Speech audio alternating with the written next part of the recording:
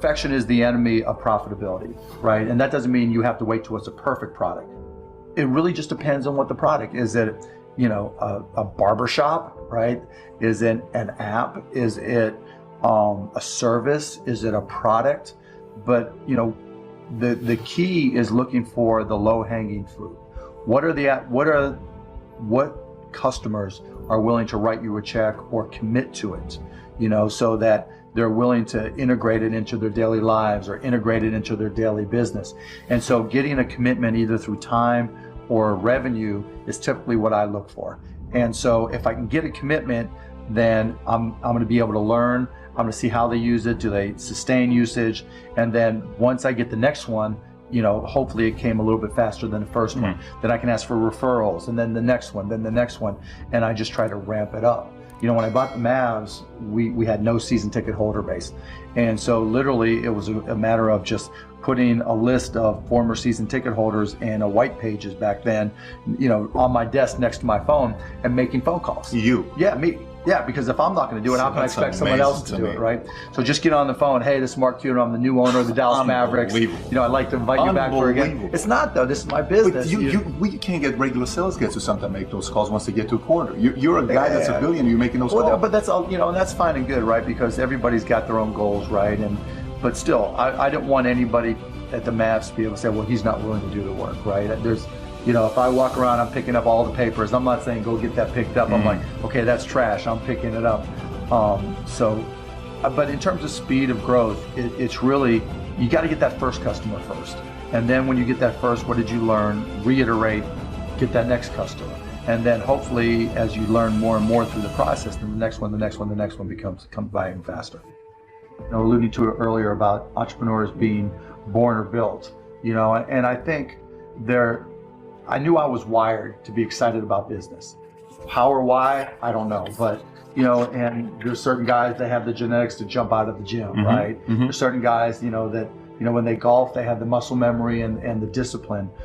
Dirk Nowitzki may not be the most talented guy in the NBA, but his discipline and his focus to do what's necessary to be successful, he's willing to do, and combine it with being 7 feet tall and being skilled, it makes him an amazing basketball player. So it's understanding what your skill set is, finding the right place to use those skills, and then going for it. Will that make you $250,000? It depends if you pick the right industry. You could, within a 5-10 minute interview, say this dude's not going to make it as an entrepreneur. Yeah, I mean, I can typically tell, right? I can tell by their passion. I can tell by their focus. I can tell by their preparation.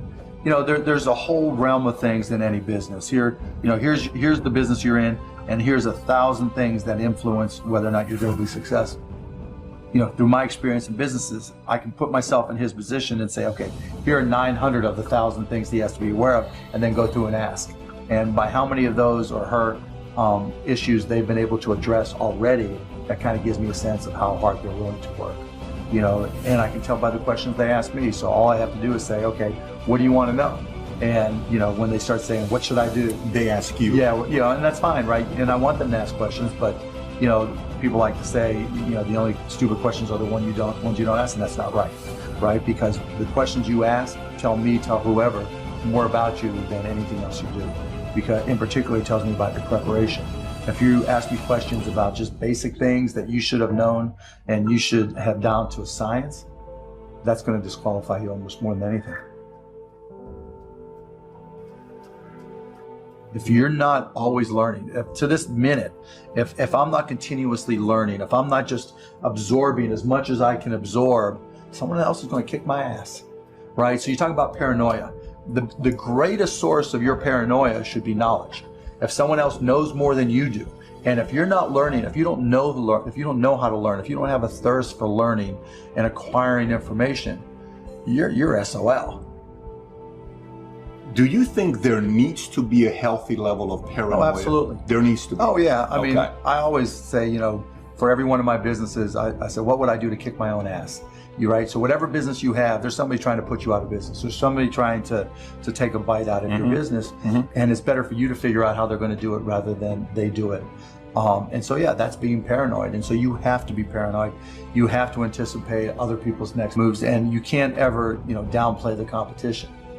I was at a business plan competition this morning at a college, and they were kind of being dismissive of the competition. And so you can't ever do that.